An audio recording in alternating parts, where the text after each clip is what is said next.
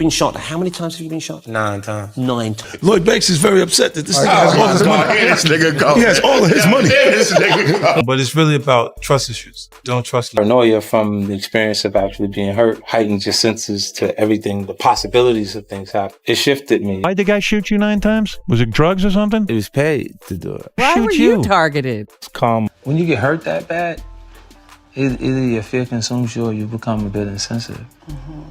So just after... Which one was it for you? There was a point that I was afraid. He walked away from that hail of bullets with his life, but the trust he once had in people was gone forever. The world watched in disbelief as he survived what most wouldn't even come close to living through. That night didn't just leave scars. It reshaped the way he saw everything around him. Before the chains, before the fame, before Gina became a force that changed hip-hop. He was just a kid from Southside Jamaica, Queens, dreaming of a way out through his rhymes. He wasn't flashy. He wasn't dripping in wealth. Every day was about the hustle, the grind. Behind me is my grandmother's home. I came out like 12 o'clock in the afternoon, May 24th.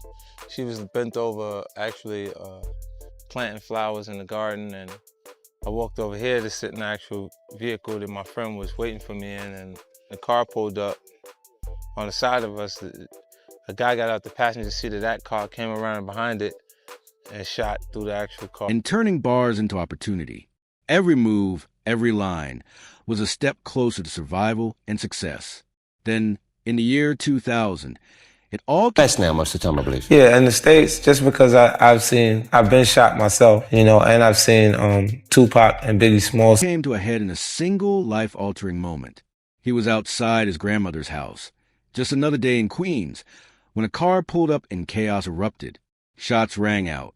9 bullets tore through. I have one, but let's see if he connected the dots lyrically. He may have not connected the dots lyrically. You can find me in the I'm like, this is it. I turned the rule and everyone in the office, and I said, yo, buckle up. We have a major problem. This guy's hot. This record, and he's with Jimmy Iovine, Dr. Dre, and Eminem. Through him, piercing flesh and bone, yet somehow, against all odds, he refused to fold.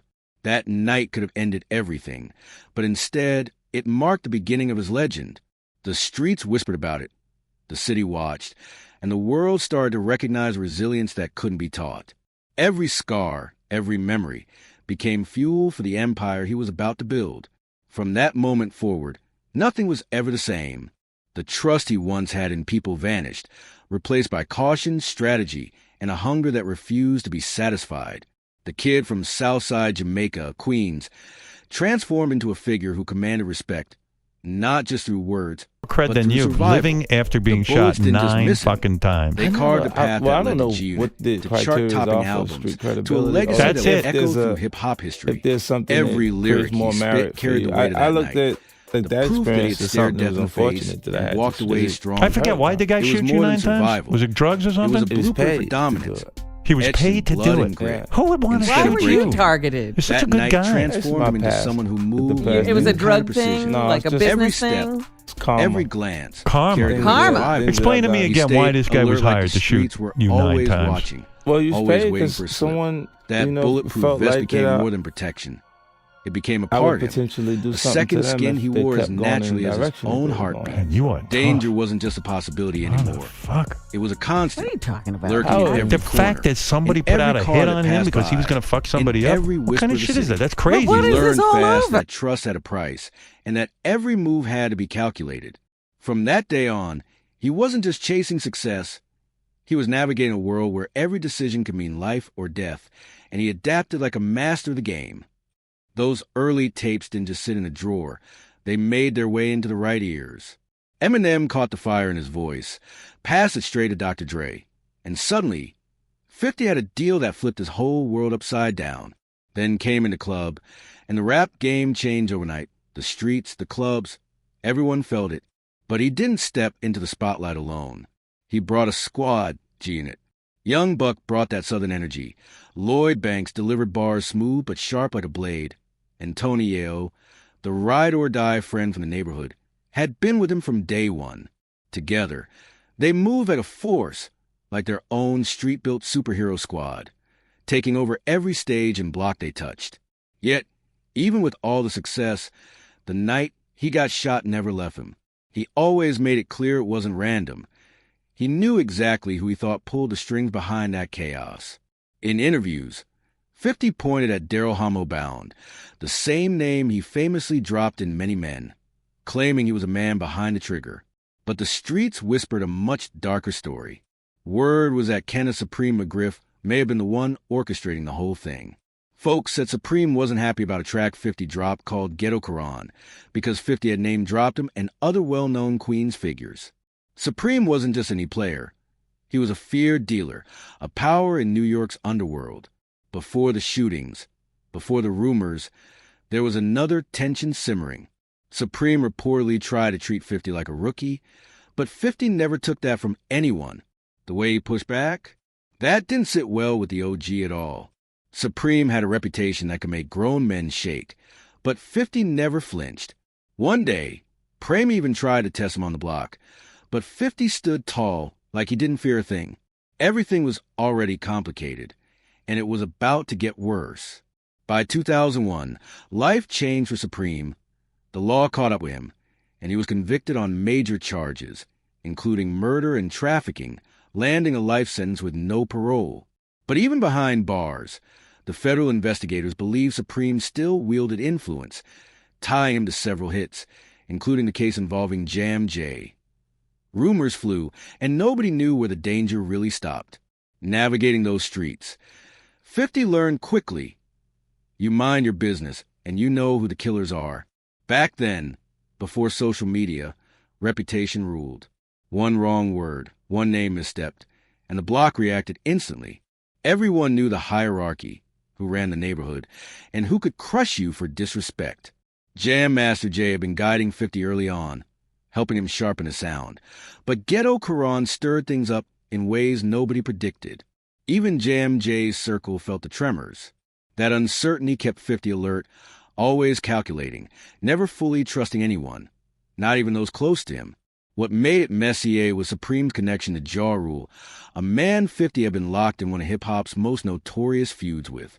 Supreme street power tied to Ja Rule's crew meant danger was lurking at every turn. For 50, it wasn't about paranoia, it was survival. When beefs with J. Rue escalated, distracts hit the streets, and allegiances were tested. 50 realized he needed his people solid, ready for anything. That trauma, the shooting, the betrayals, it sharpened his instincts. It either breaks you or makes you ruthless. 50 chose the latter. G-Unit wasn't just music anymore. It became armor, a protection system, his eyes and ears on every corner. But cracks started forming in G-Unit too. The biggest shock? When Game entered the picture. Initially, he was a heavy hitter from the West, someone 50 had helped push. But once the beefs with other artists flared up, Game refused to step into 50's battles with Jada or Fat Joe. To 50, that wasn't just hesitation, it was betrayal. Loyalty was everything. Standing beside him or standing against him, there was no middle ground. Days later, 50 walked into the radio station to set the record straight, not alone, but with Tony Yeo, Lloyd Banks, and Olivia by his side. He made it clear he wasn't playing. Once the mic went live, 50 laid out exactly how he felt. Calling out attitudes, claiming credit for tracks, making it clear that loyalty counted for everything. He respected Kiss, Fat Joe, TS Squad, Black Wall Street, but when it came to Game, he was on the outside looking in. As 50 explained, some friendships just fall apart with no clear reason, and if you weren't there when it started, you couldn't patch it later. Hip-hop isn't polite. It's raw, it's aggressive, and beef isn't just about music. It's about reputation, survival, and respect. When you're in the heat of it, 50 explained, beef isn't about casual dices. It's about real encounters, seeing how someone moves under pressure. You can claim gangster status, but the streets don't lie. Actions prove it.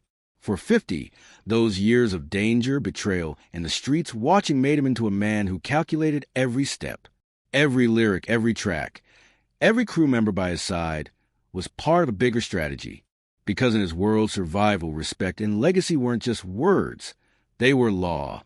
Sometimes, people change once they're in the spotlight. They start doing things they wouldn't have done before.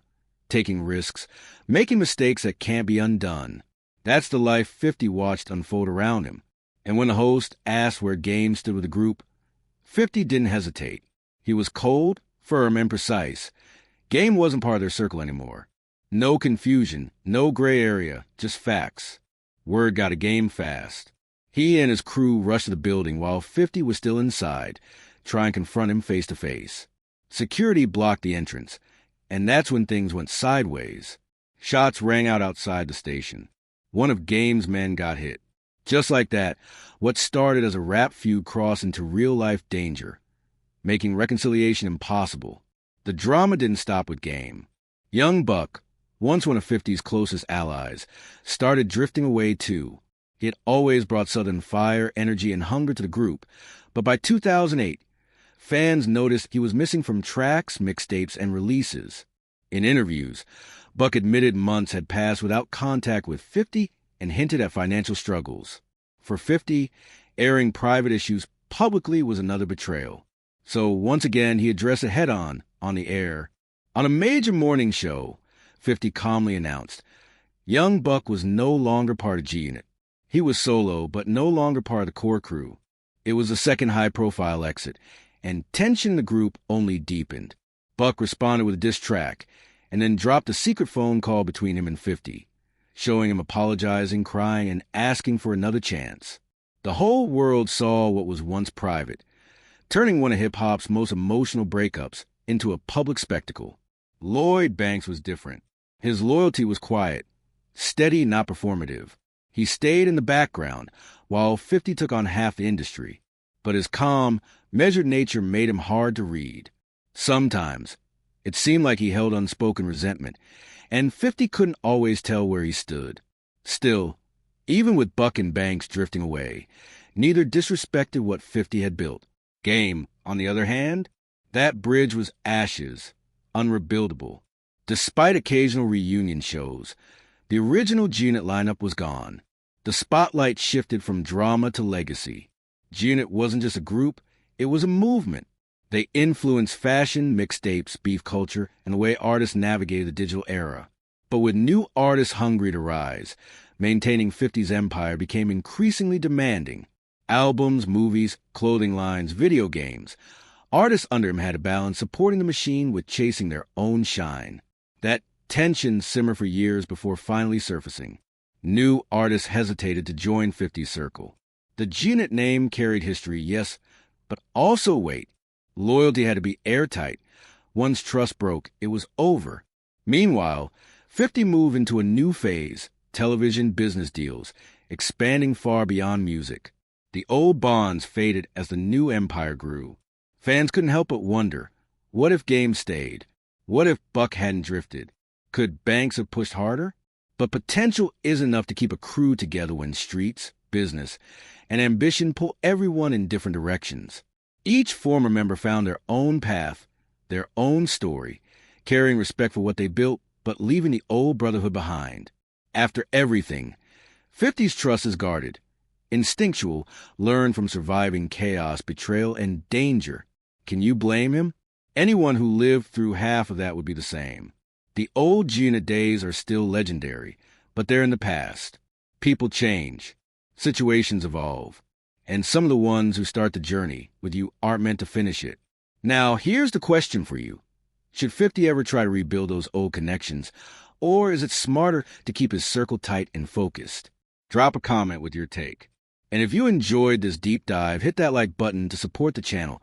Subscribe for more behind-the-scenes celebrity drama, and check out the next video on your screen, packed with even more stories the industry wishes you didn't know. Trust me, you won't want to miss it.